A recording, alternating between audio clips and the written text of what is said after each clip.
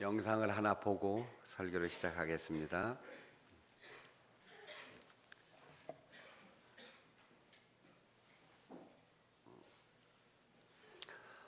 세계적으로 유명한 그림인데 보신 적이 있으시죠? 미켈란젤로가 천지 창조를 그린 그림 중에 아담의 창조 부분입니다. 그림은 그리는 사람이 마음대로 그리는 거고 보는 사람은 보는 사람 마음대로 해석하는 거예요. 그걸 굳이 머리 아프게 이렇게 많이 생각하고 이걸 이해하려고 애쓸 필요가 없이 느낌이 딱 오는 대로 생각하면 되는 건데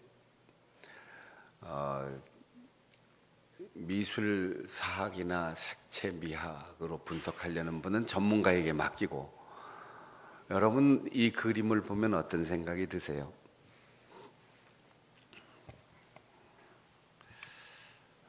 미켈란젤로가 이 그림을 그릴 때 하나님께서 천지를 창조하시고 아담을 창조하셨다. 마지막에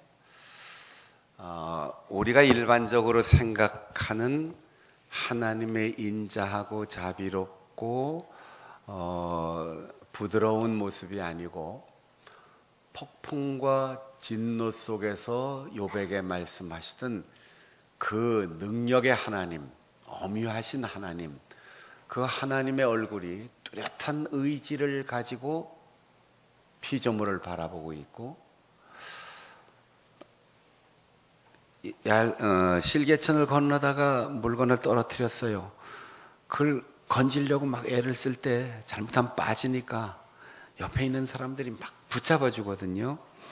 그것처럼 옆에 모든 천사들이 하나님을 옹위하고, 하나님은 이 발끝에서부터 이 손끝까지 할 수 있는 최선으로 길게 손을 뻗으셨어요. 아담은 어떻게 했어요? 금방 창조돼 가지고 잠에서 막 깨어나서 얼떨떨한 표정, 몽롱하게, 처음 보는 세상인데 그냥 처음 보는 세상. 그런데 어쩌면 하나님이 아담에게 몸과 마음을 다해 손을 뻗치는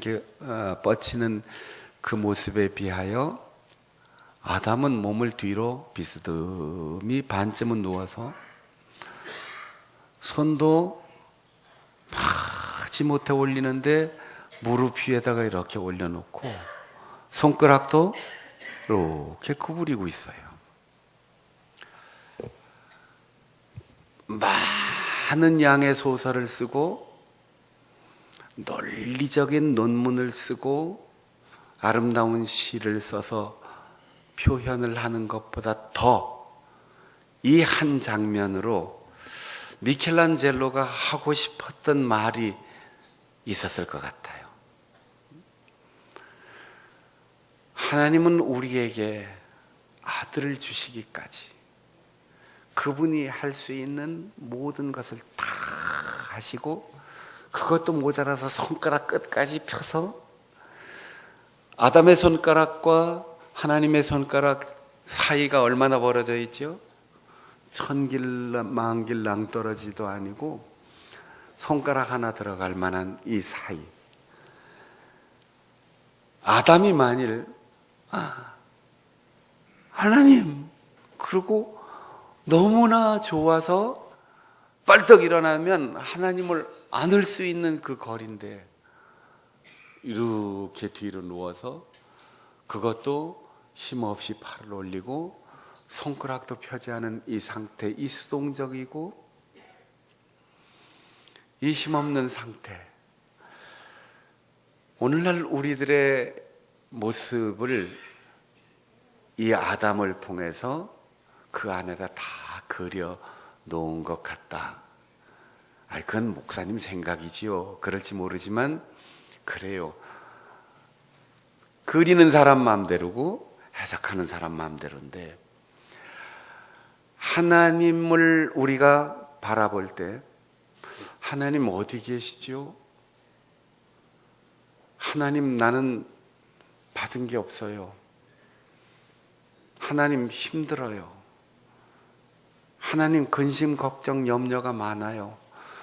손가락 하나 들을 힘도 없어요. 이럴 때 하나님께서 모든 것을 다 주시고 손가락 문쩍 몰려라 그러실 텐데, 우리가 오늘 그림 한 장을 볼 때도 어디를 어떻게 보느냐, 누구를 어떤 마음을 가지고 보느냐, 거기에 따라서 해석이 나오게 되는데, 우리의 인생의 행복은 조건에서 오는 게 아니고 해석에서 오는 겁니다.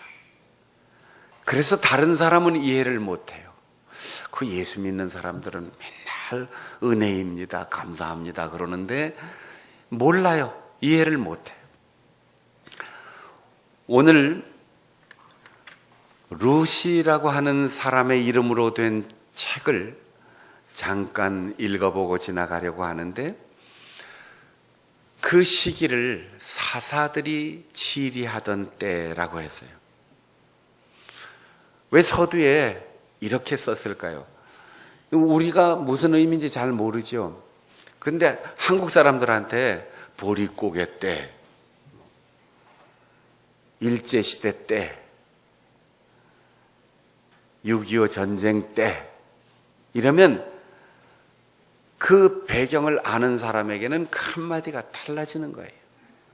그러니까 우리가 밥 먹다가 맛있으면 아유, 임진왜란 이후로 이렇게 맛있는 거 처음 먹어봐 이러잖아요. 다른 나라 사람들은 그 정서를 모르죠. 사사기 2장에 보면 여호수아가 죽고,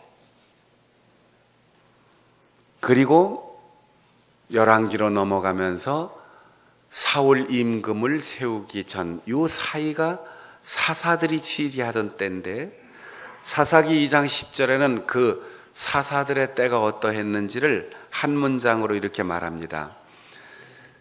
여호수아가 죽고 그 세대의 사람들은 다 그 조상들에게로 돌아갔고, 그 후에 일어난 다른 세대는 여호와를 알지 못하여 여호와께서 이스라엘을 위하여 행하신 이 일도 알지 못하였다.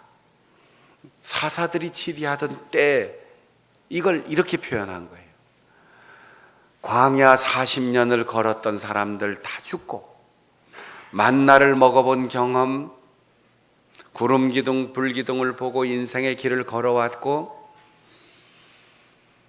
반석에서 솟는 샘물을 마시고 가나안 땅을 정복해 들어가면서, 전쟁은 무기와 전술의 전쟁이 아니고 손들고 기도할 때 하나님이 전쟁을 해주셨다라는 것을 경험했던 세대들이 다 떠나갔어요. 그러니까 아무리 문자로 기록해놓고 아무리 귀로 들어서 배운 선생님들이 가르쳐도 소용이 없다는 거예요. 그러니까 우리가 해방 이후에 6.25 전쟁 지나면서 보릿고개 넘길 때 밥을 못 먹어서 소나무 껍질을 벗겨서 떡을 쪄 먹었다고 그러면 라면은 없었나? 이렇게 대답이 나온단 말이에요. 경험하지 못한 사람들에게는 그때에 곧 하나님을 알지 못하고, 하나님께서 사사기 21장 25절 마지막 결론에 뭐라고 되어 있냐면, 그때에 이스라엘의 왕이 없으므로 사람이 각기 자기의 소견에 옳은 대로 행했더라 그랬어요. 물론 말할 때마다 하나님 얘기했겠죠. 전설과 신화처럼 역사를, 광야를 걸어왔다, 만나를 먹었다, 반석에서 샘물이 솟았다, 전쟁에 이겼다, 수많은 선생님들이 얘기하고 부모님들을 통해서 얘기 들었겠죠. 그러나 이스라엘의 지도자가 없어서 사람들이 하나님은 하나님이고 옛날은 옛날이고 조상은 조상이고 광야는 광야고 교육은 교육이고, 그냥 내가 지금 나이가 벌써 40이 됐거든. 내가 벌써 환갑이 지났다고 나도 인생 100년이 내일 모레야 알 만큼 알고 겪을 만큼 겪었고 내가 아는 대로 할 거야.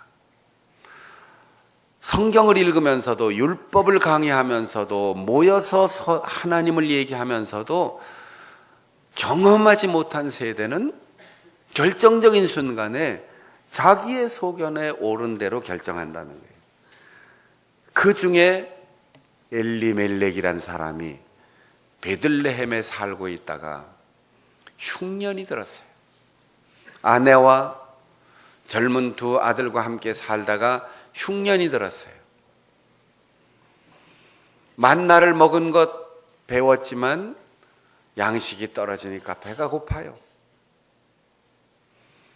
사람들과의 관계가 단절되고 미래의 소망이 없다 생각하니까 이 약속의 땅에 들어오기 위하여 400년을 기다렸고 40년을 걸어온 조상들의 역사가 지금 배고픈데 무슨 소용이 있느냐. 그래서 가족과 함께 요단강을 건너서 모압 지역으로 이사를 갔습니다. 모압은 지금 사해바다 저쪽 건너 요르단 지역인데, 그곳에 가면은 먹는 거는 해결되겠지. 최소한 교회 가는 것도, 성경 공부하는 것도, 집회 참석하는 것도, 기도하는 것도, 밥은 먹어야 할 거 아니야. 그리고 이사를 갔어요. 베들레헴이란 동네 이름이 떡집입니다. 떡집. 떡집에 떡이 떨어졌다니 죽기로 힘들었겠지요. 먹기나 하자. 다른 건 다 소용없다. 그러고 이사 갔는데, 이사 가서 얼마 후에 남편을 잃었습니다. 가장 소중한 걸 잃었어요.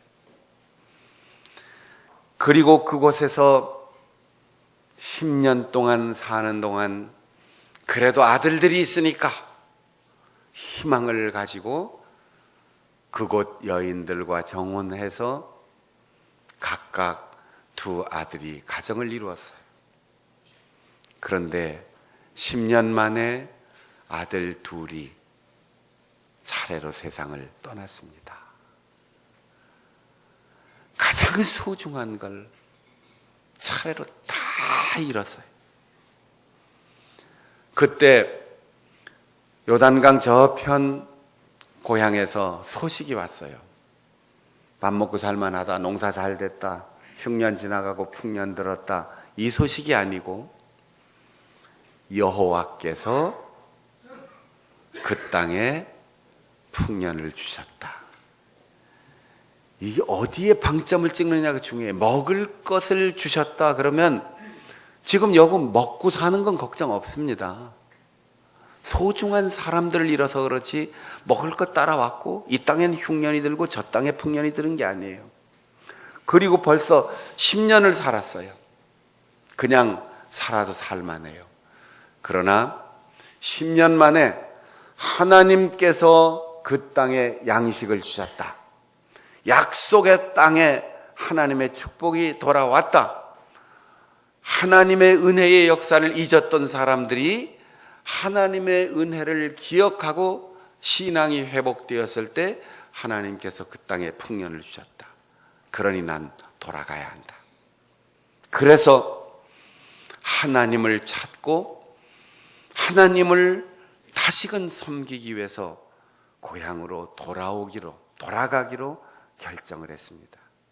바로 그때 길을 나서면서 며느리들과 함께 얼마쯤 걷다가 며느리들에게 이렇게 얘기합니다.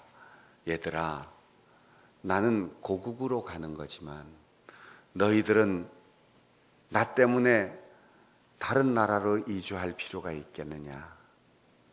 이제는 너희들이 너희 부모에게로 돌아가서 너희 땅에서 잘 살고, 더군다나 그를 위하여 축복합니다. 자기는 고통 속에서도 나오미는 내 사랑하는 딸들아, 하나님이 너희에게 좋은 남편을 주시고 행복하게 살기를 이렇게 축복하는 거예요. 여러분, 사람이 어려운 일을 겪으면 성품이 모질어져요. 말 한마디가 비수를 꽂듯 날카로워져요. 그런데 나오미는 그냥 고통을 당하고 그냥 시련을 겪은 것이 아니고 그 고통과 시련 속에서 하나님을 발견하고 하나님을 만나니까 마음이 더 부드러워지고, 서운하지만 딸들아 이렇게 며느리들을 부르면서 보내는 거죠. 게다가 그들을 위하여 축복하는 겁니다. 13절에 보면 여호와의 손이 나를 치셨다. 아무도 원망하지 않았어요. 괜히 이사 왔어. 괜히 이방 여인들 며느리로 맞았어. 이런 후회하지 않았어요. 하나님이 나를 치셨으니 그 때린 손으로 나를 어루만져 주실 것이다라는 믿음이 그에게 있었기에 베들레헴으로 돌아가는 겁니다. 그러니 하나님이 나를 치셨는데 너희들까지 나 때문에 고통을 겪는 게 마음이 아프다. 이제는 나와 헤어져서 너희들이 행복하게 살았으면 좋겠다. 두 며느리들이 이렇게 얘기합니다. 어머니, 우리를 여기 남으라고 하지 마세요. 돌아가라고 하지 마세요. 우린 어머니를 따라가겠습니다. 남편이 있을 때도 시어머니는 어려운 건데 남편 다 떠나고 이방 나라로 따라가면 시어머니에 대한 두려움이나 어려움은 더할 거 아니에요.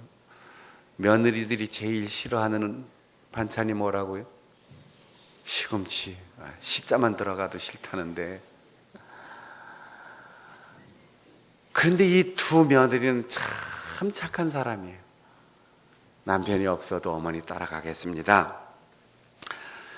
다시 한번 시어머니가 간곡하게 너희들이 행복하게 살기를 가라. 오르반은 어머니에게 입맞춤하고 떠났다. 입맞춤, 히브리 말로 나샤크라는 말은 잠깐 접촉한다 그런 뜻이에요. 어머니의 뜻이 그렇다면 돌아가겠습니다. 어머니 잘 가세요. 안고 입맞추고 인사하고 돌아갔어요. 그런데 룻은 내가 죽어도 어머니에게 떨어지지 않겠습니다. 붙쫓았다. 다바크란 말을 썼는데 찰싹 달라붙어서 녹아가지고 하나가 됐다. 깨지지도 않고 떨어지지도 않는 거예요. 그래서 또 한 번 권면했더니 그 마음이 굳게 결심함을 보고 나오미가 더 이상 말하지 않았다. 여기 굳었다, 딱딱하다 그런 뜻이에요. 여러분 집에서 요새 감자 고구마 가끔 구워 잡수실 것 같은데 고구마 구울 때 익었나 안 익었나 어떻게 알아보죠? 젓가락으로 쿡 찔러보면 쑥 들어가면 익은 거예요. 근데 이렇게 찔러서 안 들어가면 아직 더 익혀야지 돼요. 룻의 마음이 얼마나 확고한지 어머니가 3번씩 계속 찔러도 껍질에서도 안 들어가는 거예요. 그래, 진흙일 때는 손가락도 쑥 들어가도록 물렁물렁하는 흙이 불을 통과하고 나면 바늘도 들어가지 않습니다. 룻은 분명하게 어머니를 따라 가겠다고 결심했습니다. 나는 이스라엘 사람하고 결혼했는데 절반밖에 이스라엘이 되지 못했습니다. 그러나 이제는 어머니와 함께 가서 진짜 이스라엘 땅에서 어머니가 말씀해 주셨던 그 하나님이 축복하신 그 땅에서 진짜 이스라엘 사람 되어 살고 싶습니다. 그리고 어머니를 따르는 거죠. 전도서 3장에는 천하의 모든 일이 기한이 있다. 날 때가 있고 죽을 때가 있고 심을 때가 있고 뽑을 때가 있고 죽일 때가 있고 치료시킬 때가 있고 헐 때가 있고 세울 때가 있고 웃을 때가 있고 울 때가 있고 사랑할 때가 있고 미워할 때가 있다. 인생은 순환된다 이런 뜻이 아니고 그 때를 놓치면 반대의 상황이 온다 이거예요. 돌아갈 때라는 사실을 깨달은 나오미, 진짜 이스라엘 사람이 될 수 있는 기회가 왔다는 사실을 깨달은 룻, 그들은 그 기회를 놓치지 않았습니다. 오르바나 룻이나 모두 선한 사람이에요. 시어머니나 며느리나 상대방을 배려하는 좋은 마음을 가진 사람들이었어요. 그러나 오르바는 어머니의 백성을 내가 내 백성으로 하겠습니다. 나 어머니의 백성이 되겠습니다. 여기가 한계예요. 룻은 나는 어머니를 어머니로 삼고 어머니의 땅을 내 땅으로 삼고 어머니의 백성을 내 백성으로 어머니의 하나님을 내 하나님으로 여기까지 룻은 왔던 거예요. 사랑하는 성도 여러분, 교인으로 끝나지 마세요. 집사, 권사, 장로, 목사, 직분으로 끝나지 마세요. 교회를 출입하고 성도의 명부에 올라 있는 것으로 끝나지 마세요. 나에게 복음을 전해준 그 사람의 친구로 끝나지 마세요. 하나님이 나의 하나님이 될 수 있도록 하나님을 만나세요. 땅이 무슨 소용이 있습니까? 아무 데서나 기도하면 되지요. 그러죠? 그렇지 않습니다. 내가 선 땅은 거룩한 곳이다. 하나님이 구별하신 장소와 시간과 관계가 있어요. 목사인 저도 늘상 기도하지요. 밥 먹을 때도 기도하고 길 가면서도 기도하고 사람 만나면 기도하고 기도하지요. 그런 일상의 기도가 아닌 누군가를 위해서 중요한 기도를 할 때, 교회의 중요한 일을 기도할 때 교회 안에 사는 저도 예배당으로 갑니다. 기도실로 갑니다. 그리고 이 차가운 맨바닥에 무릎을 꿇습니다. 그 장소가 주는 거룩함이 있기 때문이죠.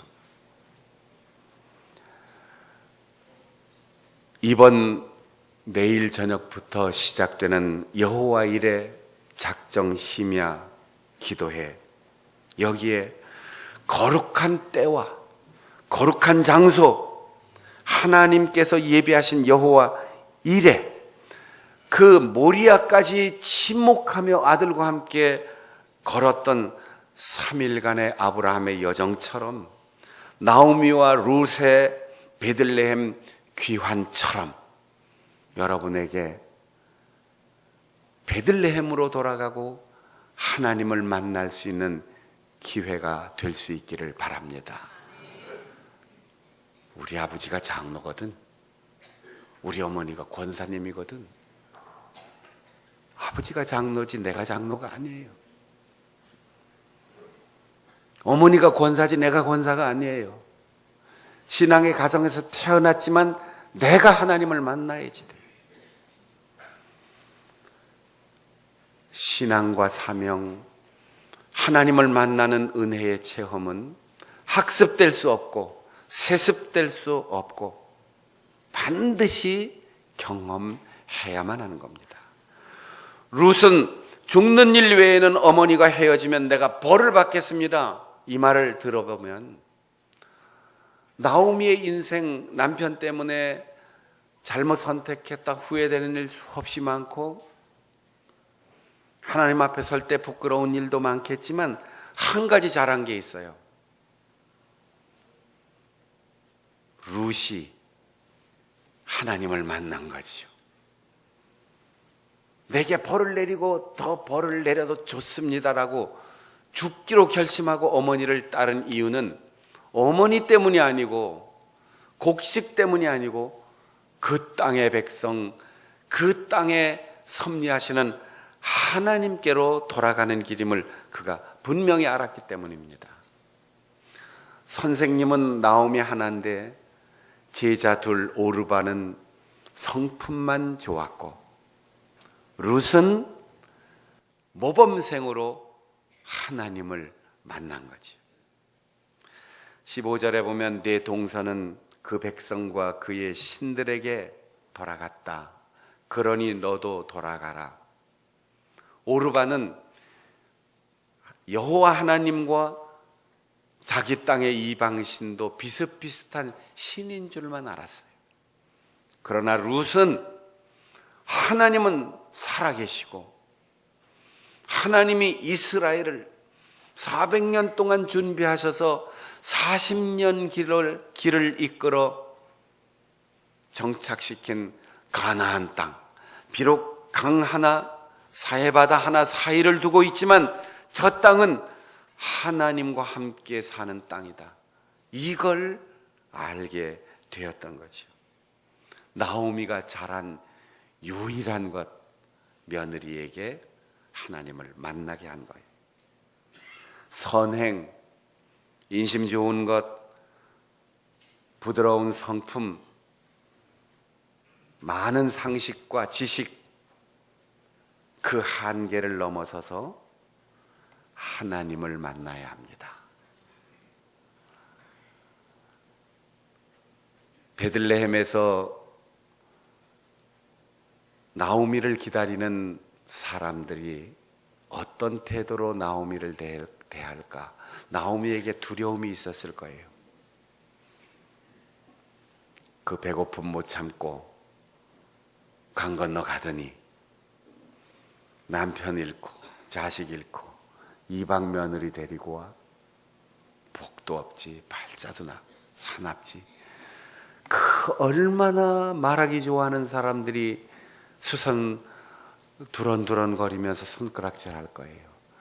그러나 나오미는 하나님을 보기 시작했고 하나님을 만났고 룻이라고 하는 동역자가 있어서 힘내요. 누가 뭐라고 해도 베들레헴으로 돌아왔어요.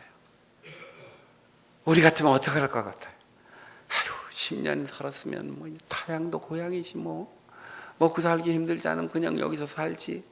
이제 다 정들었는데 괜히 고향 돌아가서 손가락질 받을 일 뭐가 있어? 여러분, 요즘 저도 목사라 소리 얘기하기가 조금 그래요. 여러분, 교회 다닌다는 얘기 자랑스럽게 하던 시절이 있었는데, 아이고 뭐 아무개 교회는 어떻고 아무개 목사는 어떻고 이런 얘기 때문에 어디 가면은 좀 부끄러운 얘기를 들을 때도 있어요. 그러나 여러분, 어떤 목회자가 다 부패했든 어떤 교회에 문제가 생겼든 그거 아무것도 생각하지 말고 하나님을 만나야지 돼요. 하나님께 나와야 돼요. 여기에 오는 게 예배당이 아름다워서 오는 게 아니잖아요. 박순영 목사가 잘생겨서 오는 거 아니잖아요. 친한 친구 만나러 오는 거 아니잖아요.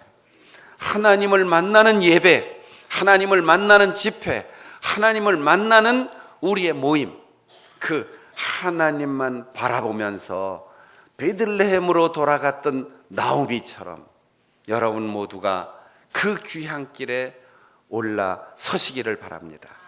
사람과의 관계 속에서 환경과 그리고 지금 당하는 여러 가지 역경을 보면 헤어져야 하나? 돌아서야 하나? 모른 채 할까? 다음 기회로 미룰까?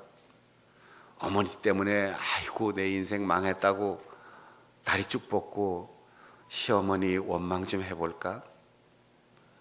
아이고 그래도 체면이 있으니까 저 요단강까지 가서 배웅하고 안녕 빠이빠이 하고 돌아설까? 별 생각 다 들었을 거예요. 그러나 룻은 그리고 나오미는 하나님의 마음으로 서로를 보았어요. 하나님이 하실 일을 기대하였어요. 하나님이 기뻐하실 일을 선택하였습니다. 내일부터 2주 동안 기대하시라. 아멘 한 사람 말고 다른 분들에게 기회를 드려야지요. 갑자기 아멘 하기가 쑥스러워서. 이것도 평소에 제가 아멘을 잘 안 시켜가지고 그런 거지. 내일부터 2주 동안 여호와 일의 축복을 기대하시라.